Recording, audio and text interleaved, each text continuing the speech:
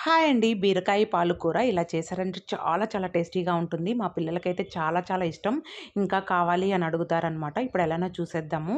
First అయితే బీరకాయలు నేను కేజీ తీసుకున్నాను. నీట్‌గా కట్ చేసుకొని చాలా సన్నగా, అందులోనూ లేతవే తీసుకోవాలండి. ఇప్పుడైతే ఒక గిన్నె పెట్టుకొని పోపు పెట్టుకుంటున్నాను.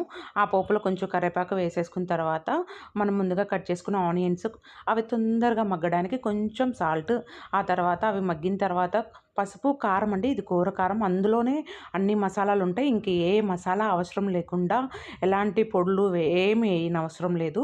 ఇంకా అవి కొంచెం నూనెలో మగ్గిచ్చామంటే పసుపు, కారం అవి మంచి స్మెల్ వస్తుంది. ఆ తర్వాత బీరకాయ ముక్కలు వేసుకొని బాగా కలిపెట్టుకున్న తర్వాత మూత పెట్టేయాలి. నేనైతే ఒక్క చుక్క కూడా వాటర్ వేయలేదు. ఎందుకంటే అందులో వాటరే ఉంటుంది కాబట్టి మెత్తగా ఉడికిపోతుంది.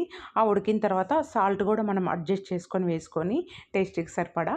ఆ తర్వాత పాలు పోయాలండి. స్టవ్ ఆపే పోయాలి. లేకపోతే ఇరిగిపోతాయి. టేస్ట్ అయితే చాలా చాలా బావుంటుంది.